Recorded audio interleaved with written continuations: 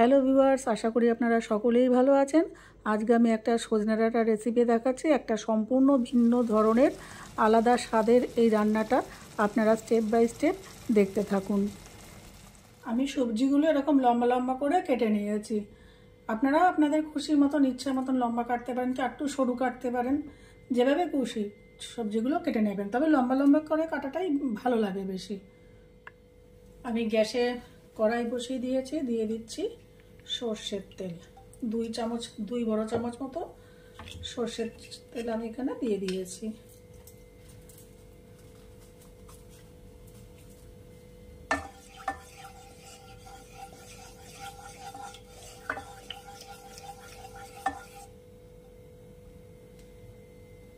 এটা গরমকালে খুব ভালো লাগে। আপনারা এই সময়টা তো সজনে ডাঁটা পাওয়াই যায়। আপনারা বিভিন্ন রকমভাবে সজনে ডাঁটা রান্না করে খান, কিন্তু এইভাবে একদিন খেয়ে দেখুন কেমন লাগে। দিয়ে দিচ্ছি 5 ফোড়ন, আর দিয়ে দিচ্ছি আমি এর মধ্যে কয়েকটা কাঁচা লঙ্কা।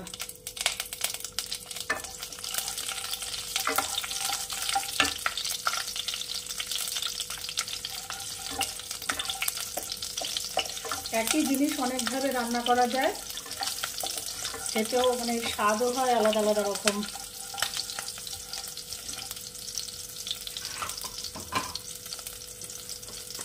এর মধ্যে দিয়ে দিচ্ছি কেটে রাখা সবজিগুলো। সবগুলোই একসাথে দেব। আপনাদের যদি হাতে সময় থাকে আলাদা করে ভেজে নিতে পারেন, কিন্তু আলাদা করে ভেজে নেওয়ার কোনো প্রয়োজন হবে না। আমি যেভাবে স্টেপ বাই স্টেপ দেখাচ্ছি তাতে একসাথে ভেজে নিলেই হবে। এবার এটাকে একটু নাড়াচাড়া করব।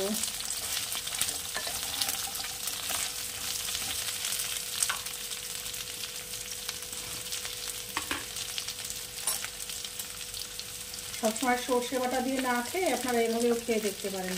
দিয়ে দিচ্ছি একটু লবণ।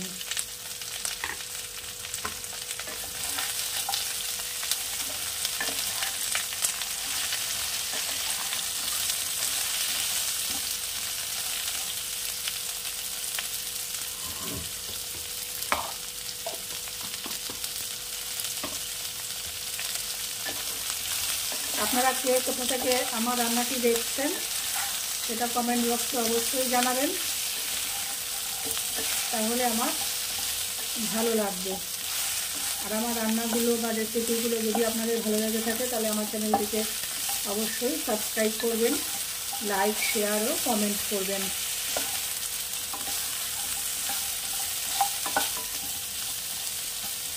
আশা করি আমাকে সাপোর্ট করবেন আপনারা।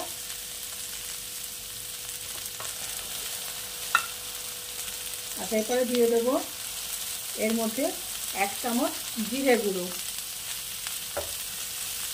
এই জিরে গুঁড়োটা আমার বাড়িতে বানানো, নর্মাল আস্ত জিরে কিনে আমি অল্প একটু হালকা আছে একটু নেড়ে নিয়ে মিক্সিতে জাস্ট গুঁড়ো করে নিয়েছি। দিয়ে দিচ্ছি একটু লঙ্কা গুঁড়ো। এবার এটাকে আমি ভাজা ভাজা করবো। গ্যাসের ফ্লেমটাকে কমিয়ে দেবো, কমিয়ে দিয়ে এটাকে একটু হালকা আছে আমি নাড়াচাড়া করব। তার আগে দিয়ে দেব একটু হলুদ, একটু দিয়ে দিলাম হলুদ।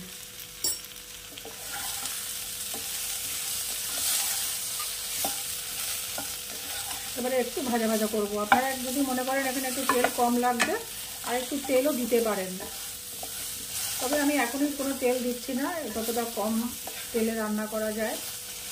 কিছু কিছু রান্নায় তো তেল একটু বেশি লাগেই, আর কিছু কিছু রান্নায় আপনারা ইচ্ছা মতন তেল দিতে পারেন। যেমন এগুলোতে একটু তেল আপনি প্রয়োজন মতো কমও দিতে পারেন, কোনো অসুবিধা নেই। এবারে একটু ভাজা ভাজা করে ফিরে আসবো। সবজিটা অনেকটাই আমি ভাজা ভাজা করে নিয়েছি, মিডিয়াম টু লো আছে। যেহেতু এটা কম তেল দিয়েছি, বেশি আঁচ দিতে পারিনি, দিলে পুড়ে যাবে আর কি, দিতে পারিনি আর কি। এবার দিয়ে দিচ্ছি একটু জল সবজিগুলোকে সেদ্ধ হওয়ার জন্য। সরি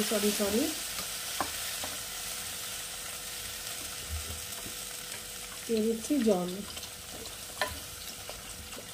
ব্যাস, এর থেকে বেশি জল দেবো না, এর মধ্যেই সেদ্ধ হয়ে যাবে।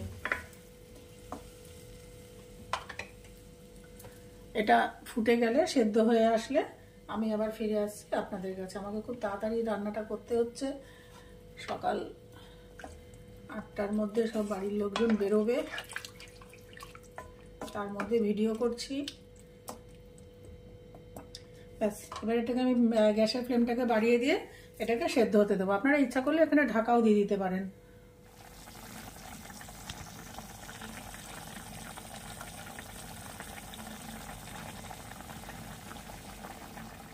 আমি এখন এখানে একটা মশলা তৈরি করব। নিয়েছি 2 চামচ পোস্ত আর 1 চামচ মৌরি, এই দুটোকে আমি একসাথে পেস্ট করে নেব।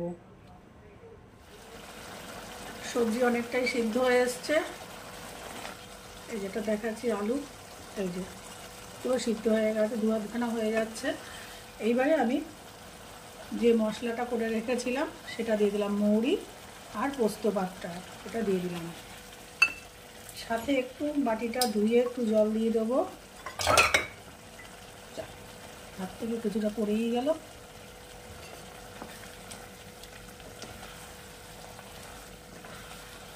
দিয়ে আবার আমি এটা কিছুক্ষণ হতে দেবো, একদম গা মাখা হয়ে আসবে, তারপরে আমি ফিরে আসছি। হয়ে এসছে আমার পুরো রান্নাটা, গা মাখা হয়ে গেছে। এর থেকে বেশি একটু শুকাবো না, গ্যাসের ফ্লেম এবার আমি কমিয়ে দিচ্ছি। এটা সম্পূর্ণ অন্য ধরনের একটা ইউনিক সজনে ডাঁটাটা রান্না করা দেখালাম। অবশ্যই আপনারা একদিন এটা বাড়িতে রান্না করবেন। নামানোর আগে দিয়ে দিলাম একটুখানি সামান্য চিনি, আর দেবো সামান্য একটু লবণ, দিয়ে ভালো করে নাড়িয়ে আমি এটা ঢাকনা চাপা দিয়ে রাখবো। এর মধ্যে আর কিচ্ছু দেওয়ার প্রয়োজন নেই, একটা অপূর্ব স্বাদের হয় সজনে ডাঁটাটা। আমি এটাকে এবারে প্লেটিং করব, সার্ভ করব। ফিরে আসছি প্লেটিং করে।